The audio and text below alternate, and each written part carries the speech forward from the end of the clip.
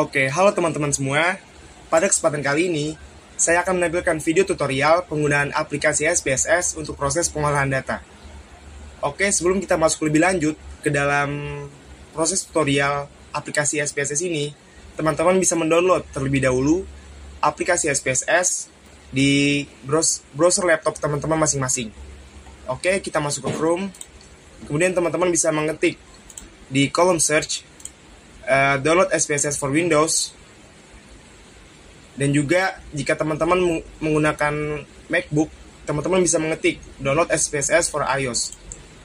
Kemudian teman-teman bisa mengklik di bagian sini SPSS untuk Windows.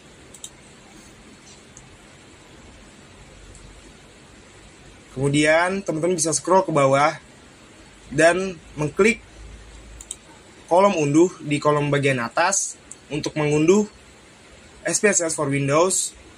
Kemudian jika SPSS sudah terinstall di laptop teman-teman masing-masing, teman-teman bisa merunning aplikasi SPSS dan teman-teman bisa memulai untuk menggunakan aplikasi SPSS di laptop teman-teman masing-masing. Oke, jika sudah terdownload, teman-teman bisa membuka aplikasi SPSS dan kemudian akan terlihat datasheet seperti ini.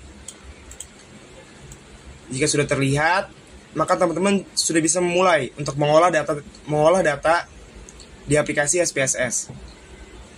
Oke, kita langsung mulai saja.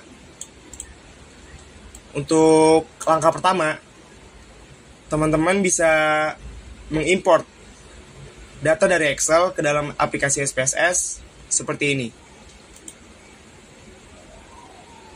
Sebenarnya ada 3 cara untuk mengimport data dari Excel ke dalam aplikasi SPSS. Langkah yang pertama, teman-teman bisa mengklik bagian file, kemudian memilih import data, dan memilih Excel sebagai format data yang teman-teman ingin import ke dalam SPSS. Kemudian cara yang kedua, dan cara ini yang paling gampang menurut saya, dan yang ingin saya gunakan untuk proses tutorial kali ini, dengan cara mengcopy seluruh data yang ingin teman-teman olah seperti ini dari Excel, kemudian mengcopy sampai bawah, klik kanan, copy, kemudian di datasheet SPSS teman-teman bisa langsung mempaste data tersebut dengan klik kanan, kemudian memilih opsi paste. Nah, jika sudah muncul, teman-teman bisa mengedit data yang sudah teman-teman masukkan di sheet bagian variable view di sebelah kanan data view. Klik seperti ini. Nah, jika sudah, teman-teman bisa menyesuaikan sesuai data teman-teman yang ingin olah di dalam data variable view ini. Oke, karena data yang kali ini saya ingin olah merupakan data nilai akhir ujian siswa SMA yang mana memiliki hipotesis pertama, yaitu intelektual berpengaruh terhadap nilai akhir rapot. Hipotesis kedua yaitu pertemanan sebaya berpengaruh terhadap nilai akhir rapot. Dan hipotesis yang ketiga atau H3, yakni intelektual dan pertemanan sebaya berpengaruh secara simultan atau bersama-sama mempengaruhi nilai akhir rapot siswa. Dan H0-nya yaitu tidak ada pengaruh antara intelektual dan juga pertemanan sebaya dengan nilai akhir siswa SMA. Jika sudah, teman-teman bisa kembali ke SPSS seperti ini dan menyesuaikan sesuai dengan variabel X1, X2, dan Y sesuai dengan data teman-teman masing-masing. Untuk kolom name, saya ingin mengedit dan mengcustom sesuai data milik saya. Ini siswa SMA.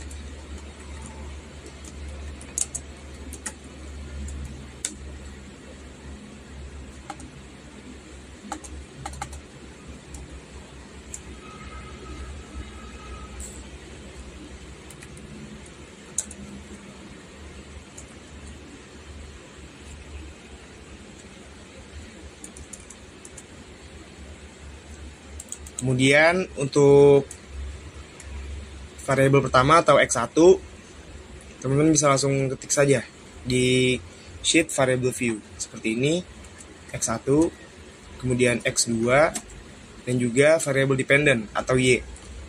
Nah, seperti ini teman-teman. Kemudian teman-teman bisa mengcustom data di variable view. Jika data tersebut tidak berkaitan dengan angka atau numerik, teman-teman bisa mengklik bagian paling bawah kedua, yaitu string, seperti ini teman-teman. Nah, untuk column width tidak usah diganti. Namun, jika teman-teman ingin menyesuaikan sesuai dengan data teman-teman masing-masing, silakan diganti sesuai keinginan masing-masing. Nah, karena data milik saya membutuhkan 2 desimal di belakang koma sebesar 2, maka di sini bisa ditulis sebesar 2, ini juga 2, dan juga 2 di belakang koma.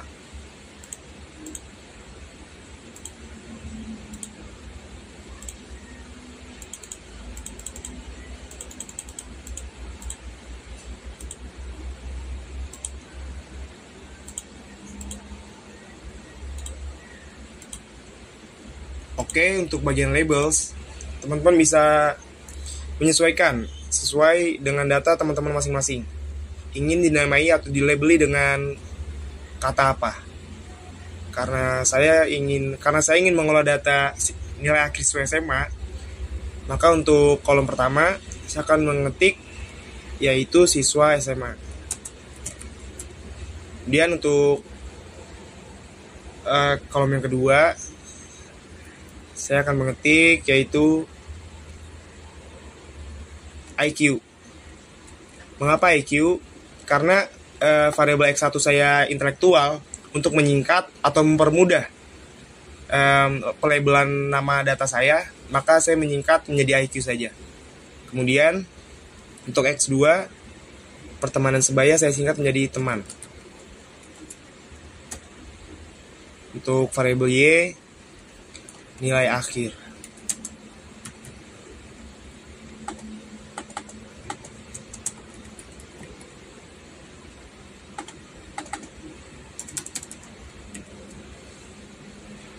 Nah, untuk values tidak usah diganti, cukup diisi dengan none saja, missing juga diisi dengan none saja.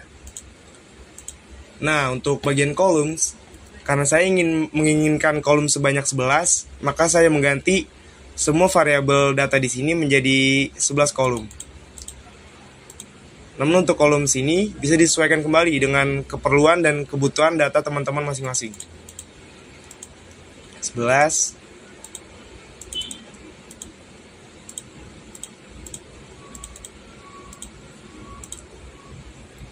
Nah, untuk data variabel yang pertama, karena ini tidak berkaitan dengan angka dan untuk pelabelan saja, maka tidak usah diganti.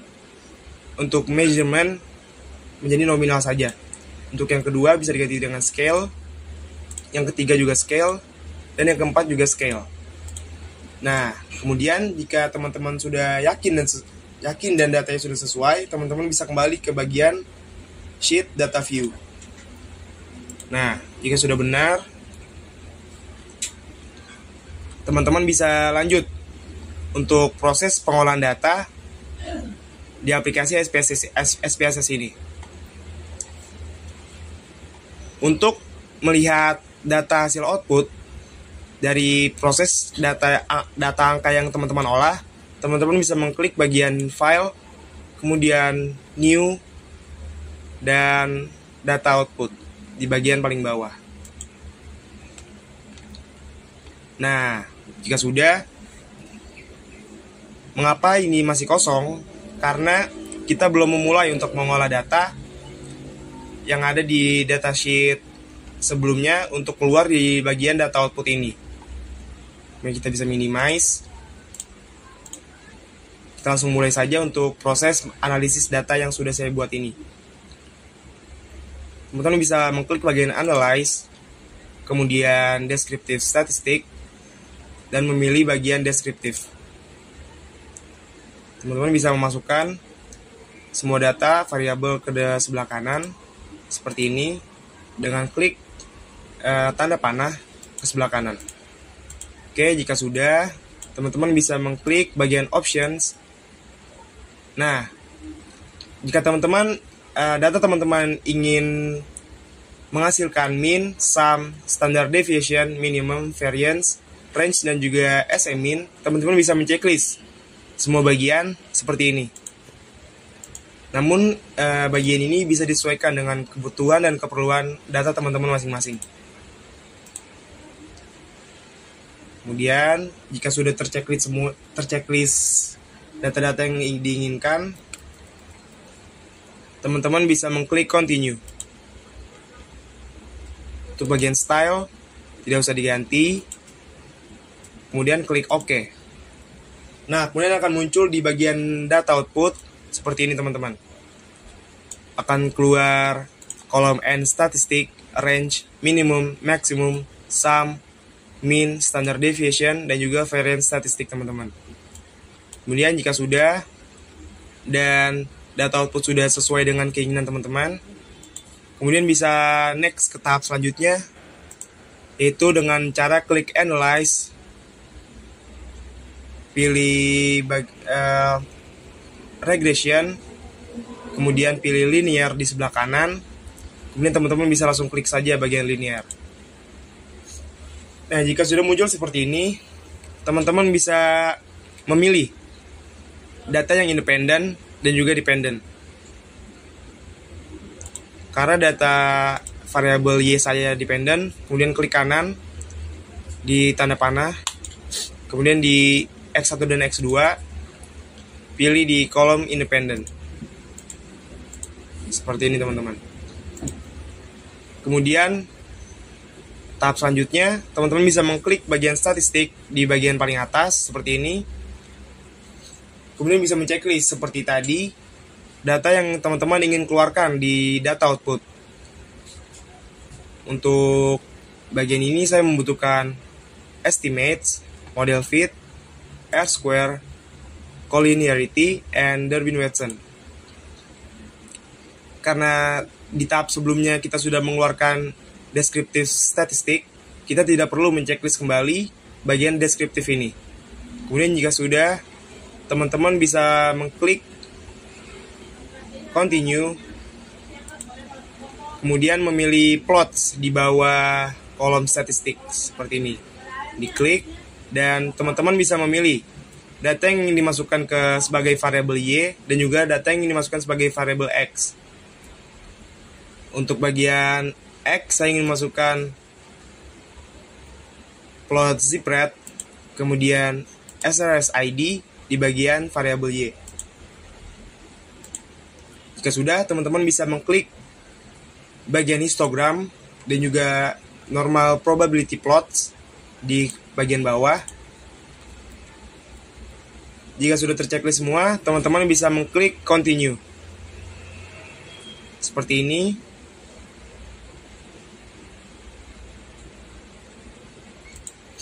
Kemudian, step terakhir di bagian linear ini, teman-teman bisa mengklik bagian save di bawah plots.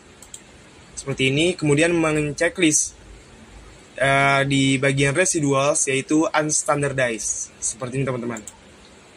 Jika sudah terchecklist bagian unstandardized di kolom residuals, teman-teman bisa mengklik continue, kemudian OK.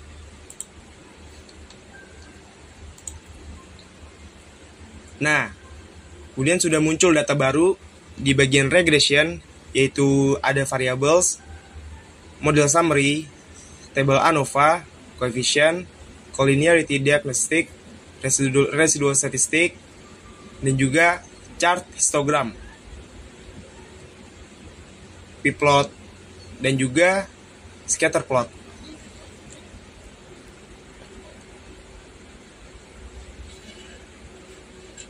Nah, dalam diagram histogram ini, teman-teman bisa mengecek terlebih dahulu apakah kurva data milik teman-teman semua menggunung ke atas.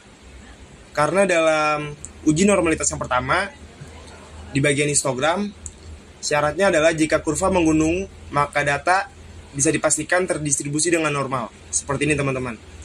Jika menggunung ke atas, maka data teman-teman sudah benar. Kemudian, di bagian p-plot, teman-teman bisa melihat, jika garis membentuk diagonal dari kiri bawah ke kanan atas, maka sudah dipastikan data teman-teman terdistribusi dengan normal.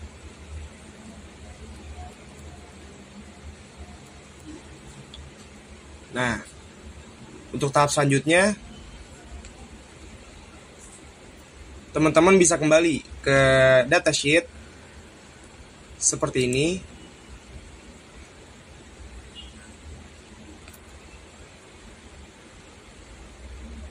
Kemudian, teman-teman bisa mengklik bagian transform dan compute variable.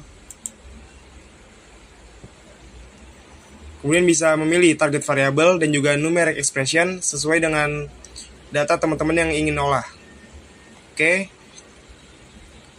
Di bagian target variable, saya akan mengetik res_2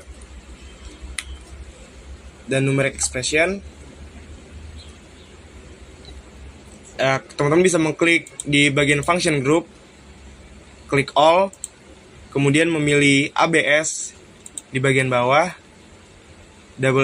klik 2 kali di bagian ABS untuk memunculkan ABS ini ke bagian numeric expression. Nah, jika sudah muncul, teman-teman bisa mengganti tanda tanya di dalam kurung menjadi unstandardized residual. Kemudian klik tanda panah ke kanan. Nah, jika sudah, teman-teman bisa mengcustom numeric expression seperti saya saat ini, ABS_res.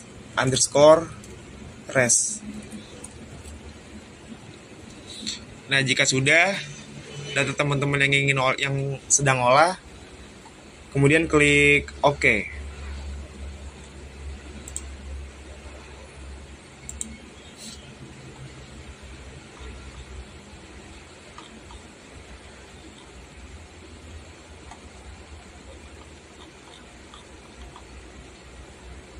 Oke, kita kembali ke datasheet. Kemudian teman-teman bisa memilih bagian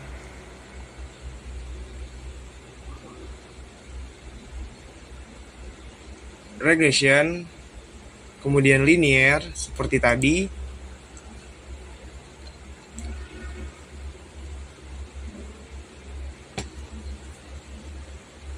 Nah, kemudian saya ingin mengganti variable dependent saya menjadi res_2 karena saya ingin menampilkan data baru di data outputnya. Kemudian di bagian statistik, saya ingin menampilkan estimate, model fit, covariance matrix, and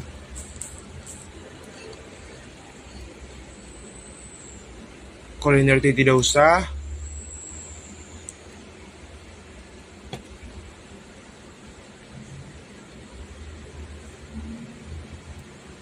R-square tidak usah.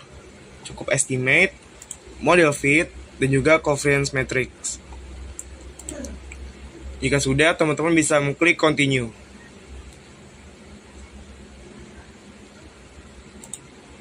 Kemudian di bagian plots,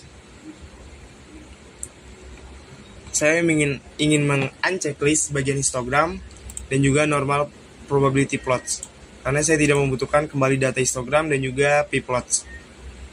Jika sudah, klik continue. Di bagian save tidak usah diganti, sama seperti tadi, unstandardized residuals. Kemudian jika sudah dan data sudah dipastikan benar, teman-teman bisa mengklik bagian OK.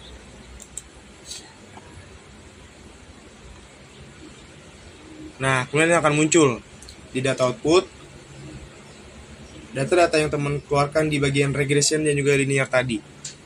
Akan muncul dengan dependent variable yang baru, yaitu res_2. Oke, kita lanjut ke tahap selanjutnya. Teman-teman bisa kembali ke datasheet.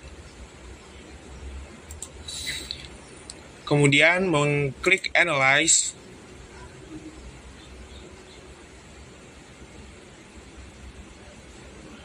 Kemudian memilih non-parametric test. Di bagian kanan paling bawah teman-teman bisa memilih bagian legacy dialogs. Kemudian kanan lagi, kemudian teman-teman bisa memilih bagian one sample KS. Karena untuk tahap selanjutnya saya ingin mengeluarkan di data output yaitu one sample Kolmogorov-Smirnov. Teman-teman bisa mengklik bagian one sample KS seperti ini.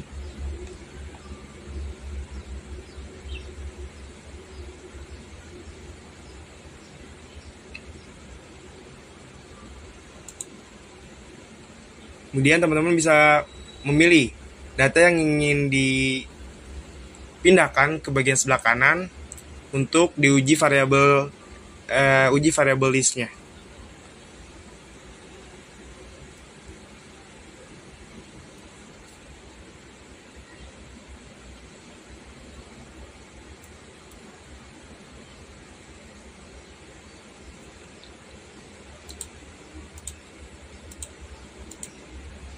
Oke, klik kanan.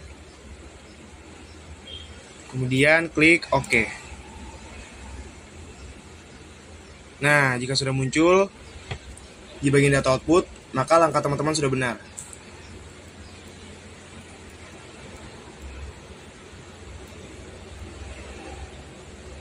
Kemudian teman-teman bisa mengecek di bagian one sample Kolmogorov-Smirnov dan fokus ke dalam nilai asympton signifikan di bagian paling bawah. Nah, untuk tahap ini ada syaratnya teman-teman. Untuk menguji apakah data teman-teman sudah normal, sudah terdistribusi dengan normal ataupun tidak. Caranya adalah jika nilai asympton signifikan lebih dari 0,05, maka sudah dipastikan data teman-teman terdistribusi dengan normal. Asympton signifikan milik saya, data milik saya yaitu sebesar 0,194, maka sudah dipastikan data saya terdistribusi dengan normal karena lebih dari 0,05.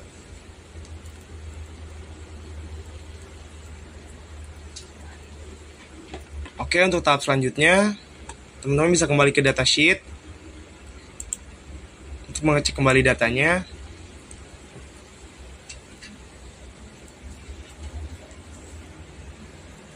Nah, jika data teman-teman sudah cukup untuk dimasukkan ke datasheet, kemudian teman-teman bisa pastikan kembali ke bagian data output untuk melihat hasilnya kembali.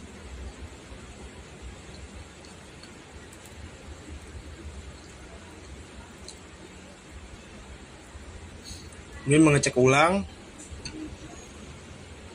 di bagian uji asumsi klasik dari atas, yaitu ada descriptive statistik, kemudian diuji normalitas.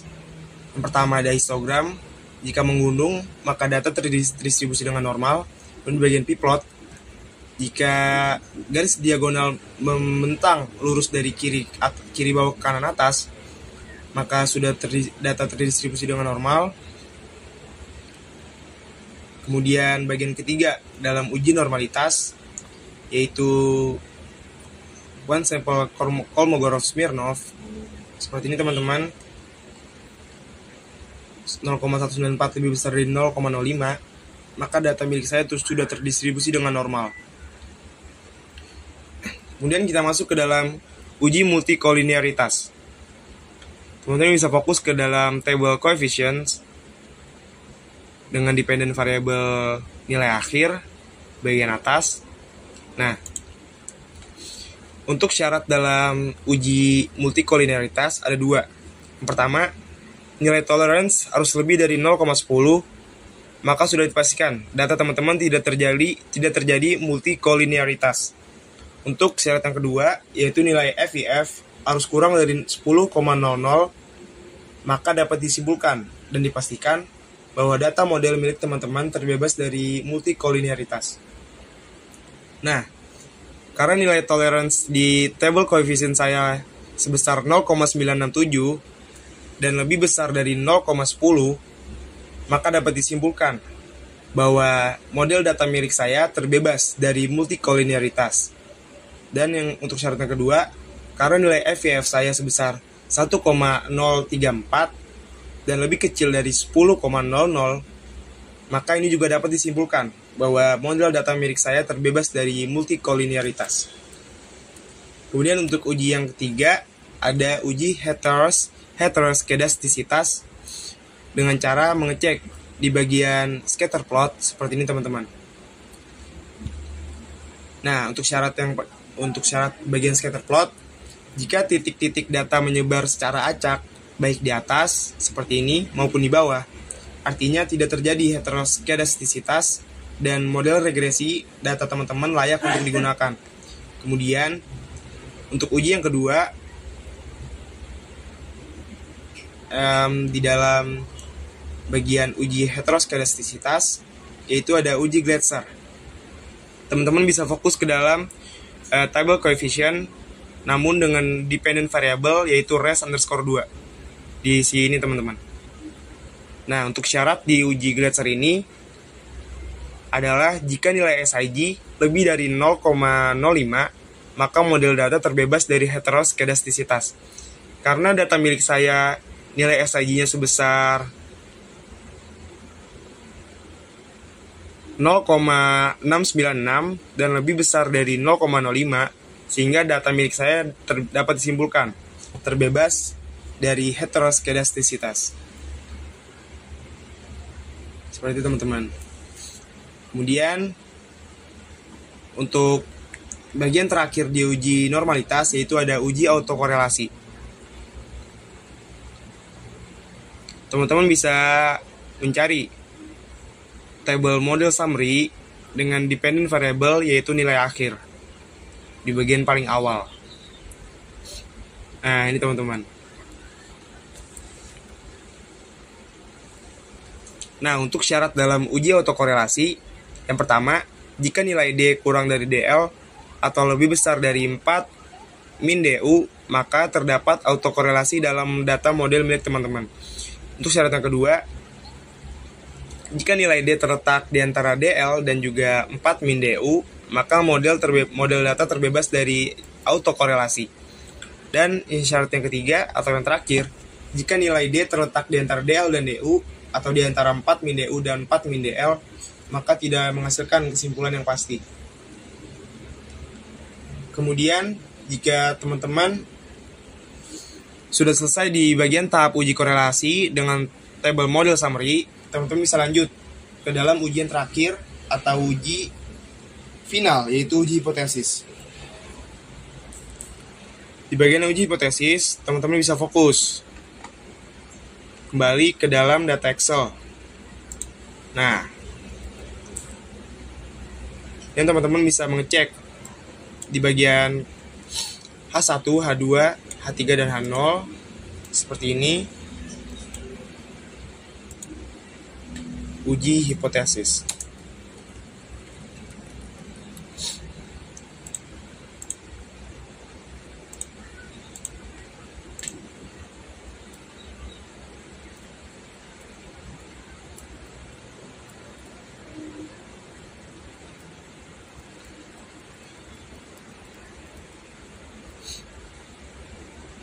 Nah, untuk hipotesis pertama milik saya atau H1, yaitu intelektual berpengaruh terhadap nilai akhir rapot. Untuk H2, lingkungan pertemanan sebaya berpengaruh terhadap nilai akhir rapot. Hipotesis yang ketiga, yaitu intelektual dan pertemanan sebaya berpengaruh secara simultan atau bersama-sama mempengaruhi nilai akhir rapot. Dan H0-nya, yaitu tidak ada pengaruh antara intelektual dan juga pertemanan sebaya dengan nilai akhir rapot siswa. Oke. Untuk uji hipotesis, teman-teman bisa fokus ke dalam data output seperti ini dan fokus ke tabel bagian coefficient dengan dependent variable nilai akhir di paling atas teman-teman. Nah, kemudian bisa mengecek Di table coefficient ini yaitu ada beberapa interpretasi. Pertama, ini bisa disesuaikan dengan hipotesis yang teman-teman sudah tentukan sejak awal. Yaitu ada beberapa interpretasi, diantaranya setiap penambahan satu variabel intelektual maka akan mengurangi nilai akhir siswa sebanyak 0,207 di bagian sini teman-teman, di bagian IQ. Kemudian interpretasi yang kedua, setiap penambahan satu variabel pertemanan sebaya maka akan menambah nilai akhir siswa sebanyak 0,291. Oke, sudah, teman-teman bisa lanjut ke tahap selanjutnya di bagian uji hipotesis, yaitu uji T. Di bagian uji T, teman-teman bisa fokus ke table coefficient ini. Untuk syarat uji T adalah jika nilai SIG kurang dari 0,05 atau nilai T hitung lebih besar dari T tabel, maka terdapat pengaruh antara variabel X terhadap variabel Y. Nah, untuk hipotesis pertama milik saya, yaitu intelektual berpengaruh signifikan terhadap nilai akhir rapot siswa, karena di sini nilai SIG saya sebesar 0,021,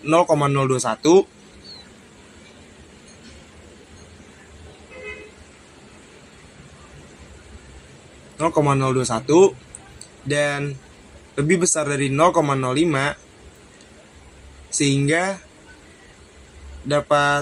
ini membuktikan bahwa bahwa intelektual tidak mempengaruhi nilai akhir rapot siswa. Kemudian untuk tahap selanjutnya, teman-teman bisa masuk ke dalam uji F atau uji simultan dengan fokus ke dalam tabel ANOVA. Di sini teman-teman, dependent variabelnya nilai akhir. Nah, untuk syarat di uji F atau uji simultan, ini merupakan tahap uji terakhir di bagian uji hipotesis. Syaratnya adalah jika nilai SIG kurang dari 0,05 atau nilai F hitung lebih besar dari F tabel, maka terdapat pengaruh secara simultan antara variabel X terhadap variabel Y. Nah, karena hipotesis ketiga milik saya yaitu intelektual dan pengaruh teman sebaya secara bersama-sama atau simultan mempengaruhi nilai akhir siswa, dan juga nilai SIG saya di sini sebesar